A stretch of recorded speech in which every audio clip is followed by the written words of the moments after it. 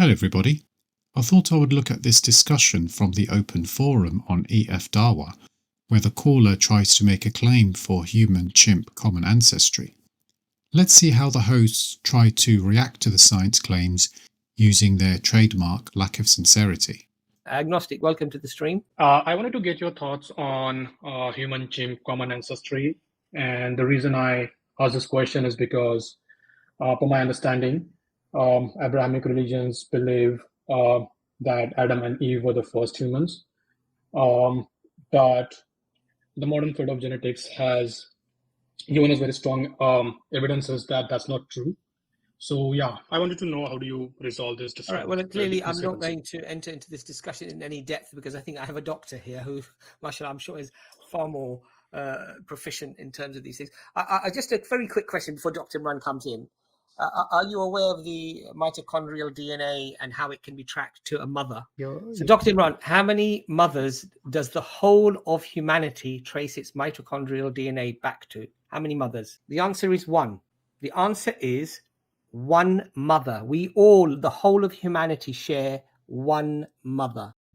He is referring here to Mitochondrial Eve, who is the most recent woman from whom all living humans descend in an unbroken line purely through their mothers. This concept is frequently misrepresented by creationists. The Mitochondrial Eve is not fixed in time, nor does it refer to a first woman, nor the only living female of her time, nor the first member of the new species. For example, if the only people alive are you and your maternal cousins, then Mitochondrial Eve would be your maternal grandmother. If the only people alive are you and your siblings, then Mitochondrial Eve will be your mother. But my question was not related to that. Your question was related to that exactly. No. So my question was more related to the genetics, specifically amino acid functional redundancy, which has nothing to do with establishing heredity between a mother and a child.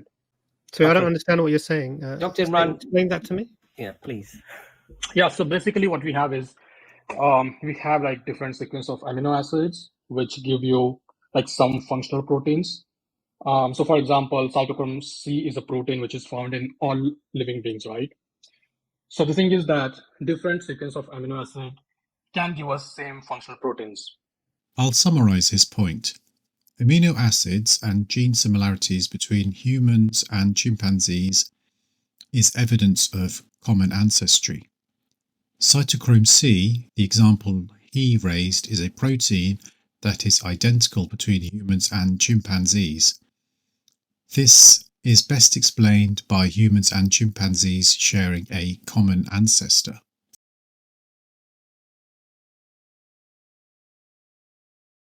Yeah, would you let me complete my argument? Okay. So that's your first brick, yeah? Okay. Okay. So now what we have found is human and chimps, they have same sequence of amino acid sequences. Okay. And there is like no reason for that to happen unless humans and chimps have common ancestry. Because if you eliminate that premise that human and chimps do not have a common ancestor, then that means that the probability that humans and chimps will have a same sequence of amino acids will be 1 over 10 raised to minus 10 raised to 93, which is like a absurdly low probability. So what we have is like a spectacular piece of evidence from genetics, which proves that humans and chimps must have common ancestors. I understand what you're saying. When we look at something under a microscope for chimps, and then we look at something under a microscope for human beings, they look very similar. And your explanation is, well, it's so improbable that they could have come about independently that I'm going to say that they are evidence of a common ancestor. Yes. Yep. Because unless that's true. 1 second. Mm-hmm. What is that claim? There is one way to call this. We can call it an homology. Homology. So what is homology? Please explain. Homology is when similar traits are inherited from a common ancestor. This can be contrasted with homoplasy, where similar traits are not directly caused by a common ancestor, also known as convergent evolution. There's no guesswork here. Constructing a cladogram will show branching of species from a common ancestor. This allows us to identify homology between the bird and the bat wing, and homoplasy between both a bird and a bat wing and an insect wing. There is an assumption made now. This is where the science has to be. Now the science has to be analyzed before we can analyze the results. So there is an assumption made. When I see A, B, C here, and I see A, B, C there, they must be related. They must be related somehow. Not always. Not always. This is the assumption. This is homology.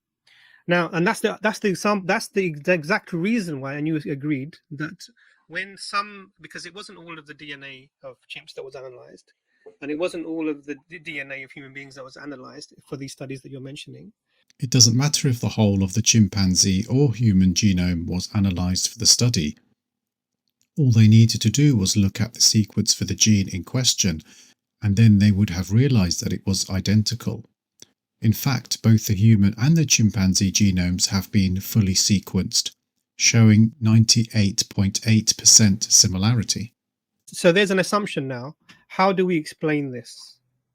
And the only explanation in an atheistic secular method, the only explanation is if you believe in materialism, and one of the basic principles of science is there are no non-natural explanations. Everything has to be explained naturally. This is the scientific method where methodological naturalism is used because only the physical can be tested. Science has no way of testing for the supernatural, so it can't be part of science. How can you identify any non-natural explanations? You can't include your religious beliefs, as that's not scientific. Otherwise, you'd have to include all other religions and superstitious beliefs. In that straitjacket, your arms are tied, your legs are tied, you've got a gag around your mouth, you've got a thing over your eyes, cooled, there are no non-natural explanations.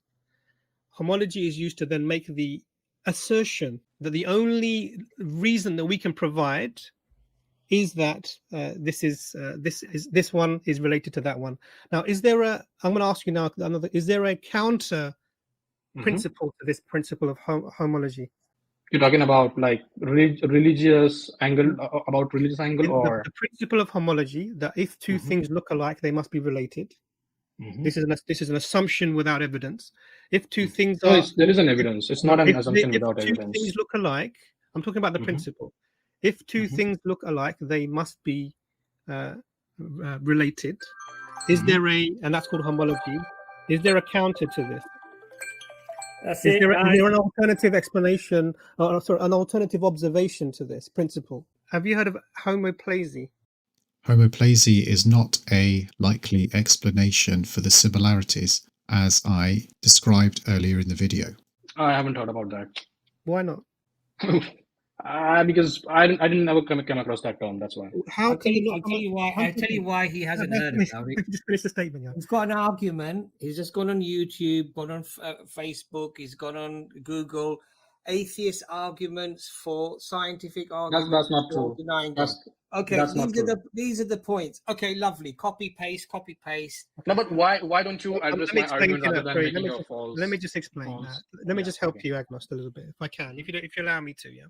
Sure, yeah. So we see similar, not only genetic material, but the phylogenetic expression of this, the phylogenetic expression of this, we see in creatures that cannot be related, according to the theory. How do you know they're not related? Taxonomy and the genetic data strongly suggests all living organisms are related with varying degrees. It doesn't fit in the tree, right? I agree. Yeah. Now, one second. So if you look at their DNA, if you take the DNA of a bat, for example, that echolocates, and then look at its echolocation genetics, and you take the DNA of a dolphin or an orca that echolocate, and you look at the DNA, you see, these DNA the same. They look the same. Sure. Yeah. But they know that actually there is no way to link these two different types of creatures together. This is completely wrong. Bats and dolphins can be linked as they are both mammals. They develop echolocation through homoplasy, specifically the prestin gene, which is found in all mammals. Natural selection favoured the mutations leading to better echolocation. Some birds use echolocation, but they use a cruder form of echolocation, signifying their more distant lineage to mammals. Do you see things that look similar Yes. but Yes. are not related? Yes. Do you understand? Okay, so can I respond to that?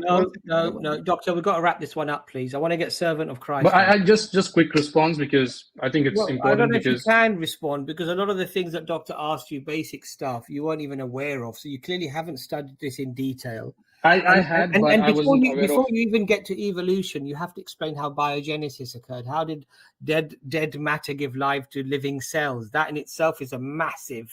But I was not talking about evolution. I was you have to talk specifically talking about about the universe one and how it phenomenon. all came about in the first place. So it's But I was not talking about evolution. Agnos, we're going to have to call it a day here.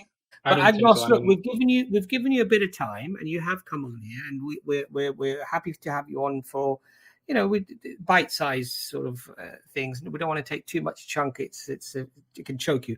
So please do come back again, and we'll have another conversation with you. But just sure. The only thing I want to say is that I was not talking about evolution. That's the only thing I wanted to say as a closing. Not a problem. Okay? You were talking about genetics, but then Doctor asked you about many questions, and I asked you a couple of things, but you had no clue about it. And I just that does not mean. And with all due respect, look, Agnos, I'm not a geneticist. I'm not really an expert within the questions. I think Sabur, mashallah, has a lot more knowledge, and the Doctor has a lot more knowledge. Fair enough, yeah. But the only thing is, I want to talk about chimp human ancestry, but I don't want to talk about evolution. Yeah, just so I can explain you why that is. No, we don't need an explanation. We don't need an explanation for a statement like that.